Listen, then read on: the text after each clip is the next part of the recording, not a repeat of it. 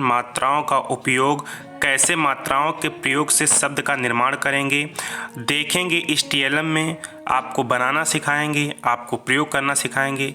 तो आप यदि नए दोस्त हैं तो हमारे चैनल को आज ही सब्सक्राइब कर लीजिए। मैं आपका दोस्त जेम कुशवाहा, स्वागत है आपके अपने यूट्यूब चैनल बेसिक शिक्षा बेस्ट शिक्षा में। सबसे पहले हम चार्ट पेपर लेंगे।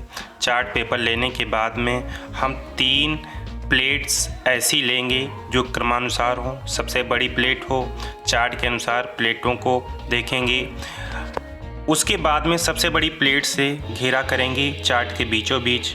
जब सबसे बड़ी प्लेट से घेरा हो जाएगा, उसके बाद में हम उससे छोटी प्लेट का देख लेंगे चार्ट किस हिसाब से कितना लंबा चौड़ा है, उसी हिसाब से हम प्लेट का इस्तेमाल करेंगे।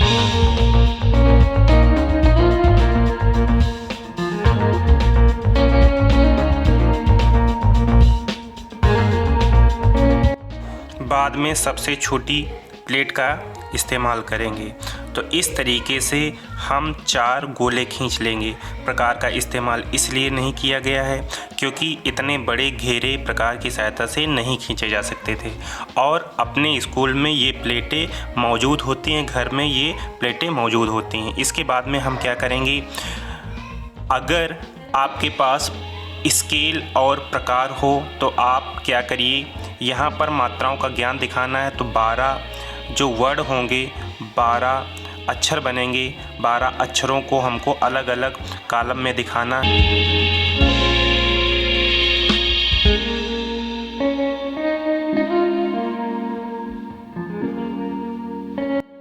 12 खाने हमको अलग अलग बनाना है। उसके अकॉर्डिंग हमको 30-30 अंश का ये प्रत्येक खाने को बना लेना है। तो सबसे पहले आप एक छोटा सा बीच में घेरा खींच लीजिए। उस घेरे के चाप से, जैसे प्रकार और स्केल है, प्रकार स्केल की सहायता से आपको 30 अंश का कोण बनाना है तो आपको घेरा खींचना ही पड़ेगा। नहीं तो आप चांदा की सहायता से 30 अंश का कोण बना सकते हैं यदि आपके पास में चांदा है।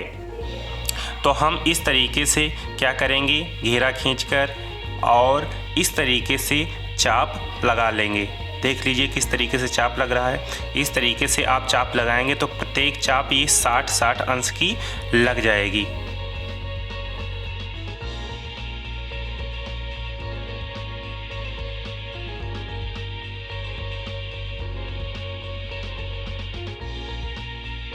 बाद में 2 चापों के बीच में एक मध्य चाप लगा लेते हैं। बीच में एक चाप लगाते हैं जो 30 अंश के कोण से केंद्र को मिलाते हुए जाएगी। 30 अंश का कोण ये देख लीजिए किस तरीके से हम 2 चापों के बीच में एक मिडिल चाप को लगाया है जो 30 अंश के कोण का निर्माण करती है। और इस चाप को, ये चाप है, इस तरीके से हम नाप लेंगे इसको। ये चाप जब इस तरीके से नापेंगे, अब प्रत्येक 2 चापों के बीच में ये हम कट लगा देंगे। कुछ इस तरीके से हम ये कट लगा देंगे। इसके बाद में हम क्या करेंगे, प्रत्येक लगाई हुई चाप के जरिए केंद्र को मिला देंगे और हमारे जो खाने होंगे प्रॉपर तरीके से सभी खाने बराबर बराबर बन जाएंगे। पर्टिकुलर नाप ले लेंगे, उसी नाप के जरिए सभी लाइंस को बराबर बराबर हम खींच लेंगे इस तरीके से। जब सभी लाइनें इस तरीके से तैयार हो जाएंगी, सभी लाइनों की लंबाइयां हम एक ही रखेंगे।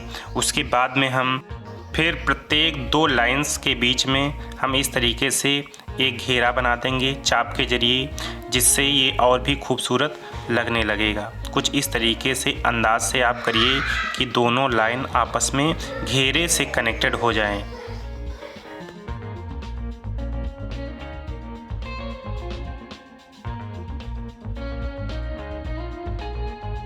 इस तरीके से हम सर्कल को सभी 2 लाइंस के बीच में खींचकर कंप्लीट कर लेंगे। और उसके बाद में हम इसमें लिखेंगे अपना टीएलएम, अपना बनाएंगे टीएलएम।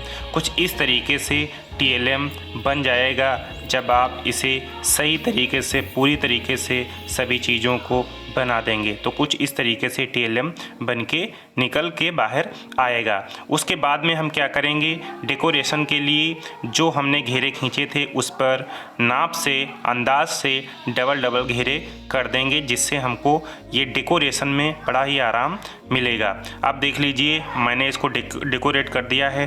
फिर क्या करेंगे, प्रत्येक शब्द को व अक्षर को इस तरीके से स्केच के सहायता से डेकोरेट कर देंगे, जिससे खूबसूरती उभर के बाहर आ जाएगी।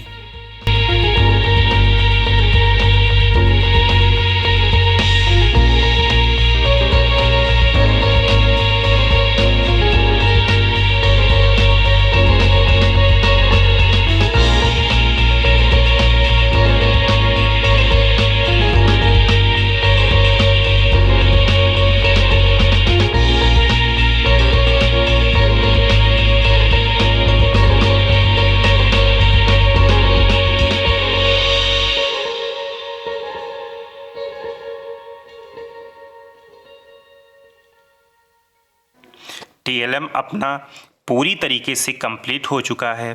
TLM का जो स्वरूप होगा, रूप होगा, कुछ इस तरीके से होगा। पूरा कंप्लीट होने के बाद TLM काफ़ी सुंदर लग रहा है। तो आप भी इसी तरीके से इस TLM को बना सकते हैं। मेरा उद्देश्य केवल इतना है कि आप TLM को पूरे तरीके से, अच्छे तरीके से, खूबसूरत तरीके से बना सकें, इसलिए पूरा प्रोसेस मैंने दिखाया है। तो आप इसी तरीके से TLM और यदि प्राप्त करना चाहते हैं, देखना चाहते हैं, तो आज ही हमारे चैनल को सब्सक्राइब कर लीजिए। ज़्यादा से ज़्यादा लोगों में शेयर कर दीजिए, जिससे सभी को ये जानकारी मिल जाए।